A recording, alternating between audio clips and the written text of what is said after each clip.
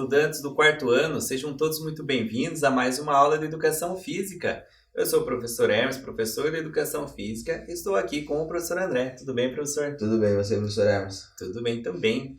Muito bem, pessoal. Relembrando então que na aula passada nós trabalhamos o jogo de tabuleiro, que foi o jogo de trilha. Vocês devem recordar que nós executamos aqui, realizamos juntamente com vocês o desenho desse tabuleiro e também a prática com algumas variações. Para essa aula, como nós já mencionamos na aula anterior, nós iremos trabalhar o jogo de xadrez. Mas, inicialmente, vamos fazer, como já de costume, aquelas anotações das nossas aulas. Acompanhem na tela, vamos lá. Então, pegue lá seu caderno, seu lápis e faça a seguinte anotação. Disciplina Educação Física, turma quarto ano, tema Jogos e Tabuleiro, o conteúdo será xadrez, aula 19 e não esqueça de colocar a data de hoje. Repetindo, disciplina Educação Física, turma quarto ano, tema Jogos e Tabuleiro, xadrez, aula 19 e a data de hoje. Muito bem. Professor André, o xadrez ele pode ser trabalhado como conteúdo de educação física, mas nós temos diversas escolas aqui da Rede Municipal de Ensino de Curitiba que, além do conteúdo da educação física, eles trabalham com outras atividades, não é mesmo? Isso mesmo, professor Hermes. Então, nós temos o projeto de xadrez, que hoje atende 60 escolas da Rede Municipal de Educação de Curitiba, onde esses projetos são desenvolvidos na prática do integral, ou na extensão de carga horária, ou em contraturno, professor Hermes. Então, os nossos próprios professores da rede que desenvolvem esses projetos com os estudantes também da Rede Municipal de Educação de Curitiba. Que legal! Com certeza abrange aí um número muito relevante de estudantes que fazem essa prática do xadrez dentro desses projetos, além do conteúdo da educação física. Muito bem, pessoal. Então, olha só. Quando nós falamos em xadrez, quando nós falamos em jogos ou qualquer modalidade esportiva, é importante que nós refletimos sobre o seu contexto histórico. Onde que iniciou, por quais povos, quais populações, de que forma que ele teve início. Enfim, é importante a gente pensar sobre esse contexto histórico de cada modalidade que nós vamos praticá-los. Então, pensando um pouquinho sobre o xadrez, nós vamos refletir sobre isso, um pouco sobre a sua origem. E eu convido você a acompanhar na tela um pouco mais sobre a origem do xadrez. Vamos lá. Então, vocês podem observar aqui na tela que não há um consenso sobre o lugar de onde se originou o xadrez. Existem duas teorias mais aceitas e uma delas diz que o xadrez se originou na Índia por volta do século VI d.C. Era conhecido como um jogo do exército ou chaturanga e podia ser jogado com 2 ou mais jogadores. Outra versão bastante aceita para a sua origem dentro da literatura é que ele tenha se originado na China em 204-203 a.C., por Han Xin, um líder militar, para dar às suas tropas algo para fazer no acampamento de inverno. Mas olha só que interessante, que ali abaixo da tela vocês podem acompanhar que as regras e os movimentos das peças sofreram alterações ao longo do tempo. Mas desde o século XV, que seria entre o ano 1401 até o ano 1500, as regras são as mesmas. Então, olha só, pessoal, dentro desse contexto histórico do xadrez, existem duas versões, professor André? Uma diz que o início do xadrez se deu na China e uma outra versão na Índia. Mas o legal de tudo isso é que, desde o século XVI, as regras são as mesmas. E quando nós pensamos em esporte, em jogo, vamos pegar o exemplo de uma prática bem popular aqui no Brasil, que é o futebol. Nós podemos verificar que praticamente todos os anos, professor André, existem algumas mudanças nas regras, tá? Algumas... Mesmo que sejam mínimas, professor Emerson, mas sempre tem uma mudança nas regras do futebol, como o professor Emerson trouxe de exemplo, E o interessante do xadrez é justamente isso, Que há quantos anos faz que as regras não mudam, Então o jogo é sempre o mesmo. Mas isso não quer dizer que ele seja mais ou menos importante ou que seja mais ou menos gostoso de se praticar esse esporte, né, esse jogo de xadrez. É isso mesmo. Então, só para a gente trazer, né, essa informação, né, desde o século XVI, seria entre o ano 1401 a 1500, que essas regras são as mesmas. Muito bem, pessoal. Olha só, quando nós pensamos na prática do xadrez, existem inúmeras habilidades que podem ser desenvolvidas com essa prática. Eu convido você novamente a acompanhar na tela ali. Então, nós convidamos você que está em casa a refletir sobre essas habilidades. Quais seriam elas que podem ser desenvolvidas com essa prática? Então, olha só, vocês podem refletir em algumas. A primeira delas, que nós separamos ali, é destreza de pensamento. Então, os jogadores que praticam esse jogo, né, esse esporte do xadrez, podem ter o aperfeiçoamento da sua destreza de pensamento. Uma outra habilidade é o desenvolvimento estratégico. E desde as nossas primeiras aulas já de jogos de tabuleiro, nós mencionamos isso, né, que você deve ter diversas estratégias para fazer a sua prática do jogo. Isso mesmo, né, professor Emerson? Então, a estratégia é o principal fator dos jogos de tabuleiro. Então, como vocês puderam acompanhar desde lá a primeira aula de jogos de tabuleiro, a gente já vem falando que os jogos de tabuleiro são jogos bastante estratégicos, que você sempre tem que planejar, pensar e estrategicamente como você vai fazer o movimento daquelas peças, quando você vai montar as peças, dependendo do jogo, né, professor Hermes? Sempre, desde o início do jogo, tem que se ter uma estratégia para poder desenvolver aquela prática, ou aquele jogo, aquele esporte. É isso mesmo. Entre outras habilidades, pessoal, vamos lá pensar em algumas delas. Nós temos aqui um exemplo da avaliação, né? Você pode se avaliar diante desse jogo, diante dessa prática. Outras, bem interessantes e relevantes para a prática do xadrez, também seria o raciocínio lógico, respeito às regras, isso é fundamental para qualquer prática esportiva, né? Você deve sempre respeitar as regras para aquele esporte ou para aquele jogo que você está praticando. O planejamento, muitas vezes, é planejar uma jogada, né?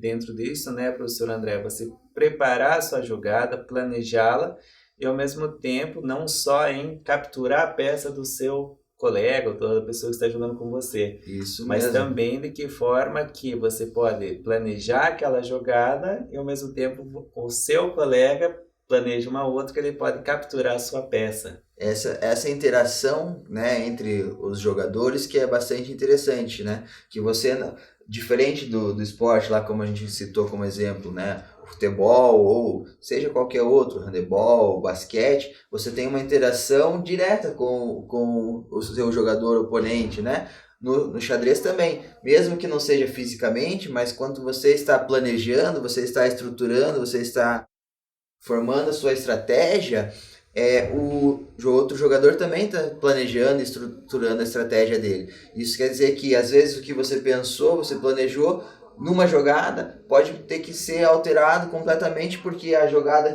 que o seu oponente realizou teve que fazer com que você mudasse todo o seu raciocínio, todo o seu planejamento, toda a sua estratégia também. Então isso é bastante interessante no jogo do xadrez e isso traz bem claro também, né, professor Emerson?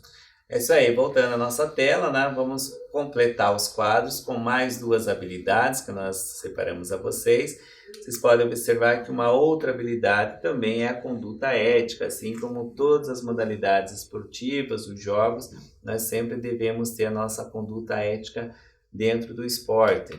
E por último, nós destacamos a habilidade da concentração. A atenção e a concentração são fundamentais para a prática do xadrez e também para outras práticas, porque justamente aquilo que o professor André já colocou, você deve ter a sua atenção no seu planejamento de executar uma jogada, mas ao mesmo tempo, né, em refletir sobre a jogada da pessoa que está jogando com você no xadrez ou em outras modalidades esportivas. Dando sequência então, pessoal, olha só, nós vamos agora apresentar para vocês um pouco sobre o tabuleiro e também as peças do xadrez. Então você já pode observar que nós estamos sobre um tabuleiro gigante aqui e nós vamos explicar um pouquinho sobre ele. Mas antes eu convido você a acompanhar na tela o modelo do xadrez, como que ele é desenvolvido. Vamos lá. Então aqui à esquerda nós temos um xadrez na cor branca e preta. Tá? Vocês podem observar que esse tabuleiro ele não tem as letras e também os números, tá? Mas nos tabuleiros oficiais, já os tabuleiros de competição, ele tem lá a letra A até a letra H. E também ele tem do número 1 até o número 8. Então, de um lado, pessoal, vai ter, né, tanto a linha quanto a coluna em números e também em letras, tá? E nós já vamos explicar na sequência para vocês como que se deve colocar as peças respeitando essas linhas e também essas colunas, tá? Então, olha só, o formato do tabuleiro, deve ser quadrado, com 64 casas, pretas e brancas, ou também pode ser de outra cor, né? Como nós já vimos anteriormente, pode ser azul e branca, verde e branca, enfim. É exatamente como nós também já desenhamos o tabuleiro, né? Quando a gente utilizou lá, quando foi fazer o jogo de damas, né? Nós desenhamos um tabuleiro de 64 casas e a gente falou, guarda as peças, guarda o tabuleiro que nós vamos utilizar mais para frente. Então, nesse momento a gente pode utilizar aquele tabuleiro que já foi desenhado, que já foi confeccionado nas aulas anteriores para desenvolver, né, o jogo do xadrez, né, o esporte xadrez aí nessas nossas aulas. É isso aí, professor André. Então, voltando ao material, vamos verificar ali que a linha é uma sequência horizontal de 8 casas alternadas, na cor branca ou preta. A coluna é uma sequência vertical de 8 casas alternadas, também na cor branca e preta. E a diagonal é uma sequência de casas da mesma cor, disposta no mesmo sentido, que variam de 2 a 8 casas. Na sequência, nós vamos demonstrar como que seriam essas colunas e linhas dentro do tabuleiro. Agora, nós vamos conhecer um pouco das peças do tabuleiro. Então, olha só, você já pode observar na tela que o tabuleiro de xadrez é composto de 16 peças brancas e 16 peças pretas. E aí nós vamos verificar o nome e a quantidade dessas peças, tanto da cor preta quanto da cor branca. Antes da gente colocar o nome, reflita um pouquinho lá, você que já praticou xadrez, você que ainda não praticou, quais seriam as peças, né? Quais seriam o nome dessas peças do jogo de xadrez. Voltamos ali na tela para verificar que o nome de alguma dessas peças é peão. Então, o peão são 8 peças na cor preta e 8 peças na cor branca.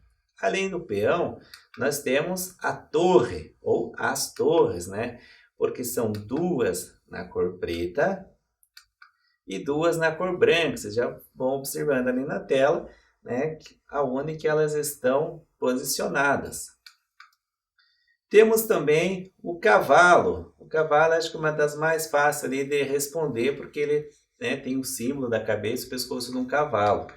Então ele fica posicionado, né, ali ao lado da torre, e nós já vamos colocar o nome da outra, mas são 2 peças na cor preta e 2 peças na cor branca. Uma outra peça que nós temos no nosso tabuleiro de xadrez se chama bispo, tá? Então são 2 peças na cor preta, vocês podem observar que elas ficam ao lado do cavalo, e 2 peças na cor branca. E aí temos uma das peças mais importantes do nosso tabuleiro, que se chama dama, tá? Então nós temos uma dama na cor preta e uma dama na cor branca. Desde já é importante vocês observarem que muitas pessoas acabam se confundindo aonde coloca a dama ou o rei, que nós vamos ver na sequência. Então vocês podem observar ali na tela que a dama preta está na casa preta e a dama branca está na casa branca. E por último, a peça do rei, né? Uma das peças que simboliza ali você alcançar o seu objetivo, que seria dar um checkmate no rei. nós temos um Ao rei na contrário, cor né? preta e um rei na cor branca. Então ali são as peças, né, professor André, do tabuleiro que muitos alunos e alunas já conhecem, mas para aqueles que não conhecem, estão conhecendo agora o nome e na sequência nós vamos verificar a função de cada uma delas. Isso mesmo, professor Emerson. Então, a gente já vai se familiarizando aí, para quem já conhece, vai relembrando, para quem não conhecia, já vai tendo esse conhecimento, né? É isso aí, professor André. Então já passamos aqui de forma rápida ao pessoal quais são essas peças, o nome delas, mas para aqueles que ainda não conhecem o jogo de xadrez, devem estar se perguntando, né? Mas como que se joga o xadrez? Qual que é o seu objetivo? Né? Isso Então aí. nós vamos passar isso também para vocês e convidamos novamente a você acompanhar na tela. Vamos lá. Então quem estiver de posse das peças brancas iniciará o jogo, alternando os lances durante o prosseguimento. Como que é feito o movimento de cada peça? O movimento seria o deslocamento de uma peça de uma casa para outra, desde que não esteja ocupada. E a captura acontece, ou seria, o movimento de uma peça para uma casa já ocupada pelo adversário. Nesse caso, tira-se a peça adversária, colocando a própria peça em seu lugar. E interessante que a captura é opcional. Então, diferente dos jogos de tabuleiro que a gente vinha executando nas últimas aulas, que a captura era obrigatória, né, professor André? Isso mesmo. Então, isso torna-se também as estratégias, os planejamentos um pouco diferentes de um jogo para o outro, né, professor Emerson? Então, quando você tem a obrigatoriedade de capturar a peça, você já vai se estruturando, se planejando e montando sua estratégia de uma maneira. Quando você não tem a obrigatoriedade, você pode estruturar e planejar de maneiras diferentes, né? É isso aí. Então, olha só, já conhecemos o nome de cada uma dessas peças do tabuleiro, conhecemos um pouquinho sobre o tabuleiro e agora nós vamos aprofundar um pouquinho mais sobre a função de cada uma dessas peças. Então, a primeira peça que nós trazemos a vocês seria o peão, né? Então, como são 8 na cor preta e 8 na cor branca, esses peões se movimentam para frente e capturam na diagonal. Então, o que é importante você saber sobre cada uma dessas peças? A posição inicial no jogo, a sua movimentação, a sua captura e seu valor e sua importância no jogo. Então, vamos pensar no peão. Qual que é a posição inicial no jogo? Qual é a movimentação que ele pode realizar? Como que é feita a captura, né, pelo peão? E seu valor e sua importância no jogo. Então, nós vamos abrir a tela no nosso tabuleiro gigante aqui e nós vamos mostrar para vocês a posição inicial do peão, a sua movimentação e também a sua captura, né, professor André? Isso mesmo, professor Hermes. Então, a gente vai fazer a montagem aqui dos peões no nosso tabuleiro. E como a gente comentou no jogo de damas, né, que tinha aquele detalhe da grande diagonal esquerda ser das casas negras, no xadrez a gente também tem um detalhe importante, que a primeira casa da direita tem que ser branca, né? Então a gente pode ver aqui, ó, observar que a primeira casa da direita é branca e a primeira casa da direita lá do professor Emerson também é branca. Então a gente vai fazer a montagem aqui dos peões no tabuleiro, né? Lembrando, né, professor André, que no caso nós jogaríamos eu de frente para a câmera, né, e você de costas, por isso que a casa branca fica à direita e a casa preta fica à esquerda do jogador. Então, Isso olha mesmo. só, o professor André já está colocando aqui os peões na cor branca e vocês podem observar aqui na tela, né, o formato do peão. E eu vou colocar aqui os peões da casa, os peões pretos, né? Lembrando, professor André, que são 8 peões de cada jogador, Isso né? De mesmo. cada cor. Nós temos 8 peões brancos e 8 peões pretos, né? Então, a gente coloca aqui os peões, seja ele branco, nas casas de A até H, na fileira de número 2, né? E os peões pretos a gente coloca também da casa de A até H na casa de número 7, né, professor Hermes? Então essa seria a posição inicial, né? Isso, na linha 2 os peões brancos e na linha 7 os peões pretos, ok? Muito bem, professor André. Então você colocou aqui para nós a posição inicial dos peões, tá? Agora para aqueles que não conhecem as regras, tá? Como que é feita a movimentação do peão? Então o peão vai movimentar-se para frente. A primeira movimentação do peão, ela pode ser feita 2 casas ou uma casa. Só essa opção de 2 casas é apenas na primeira movimentação de cada peão. Então, eu posso mover ele 2 casas ou uma casa só, na primeira vez que eu vou movimentar esse peão. A partir da segunda vez, é só de uma em uma casa, certo? Então, esse é um detalhe bastante importante, ok? E ele sempre vai andar para frente. Então, como é a primeira vez que eu vou mexer esse, posso andar 2 casas. Primeira vez que eu mexer esse, posso andar uma ou duas. Primeira desse, posso mexer uma ou duas. Claro que no jogo você vai movimentar as outras peças também, mas aqui a gente está mostrando a movimentação do peão, né, professor Hermes? Vamos deixar bem claro isso para eles. Assim como o professor Hermes poderia movimentar os peões dele, como é a primeira vez de cada um dos peões, ele pode movimentar 2 casas ou uma casa. Essa é a movimentação do peão.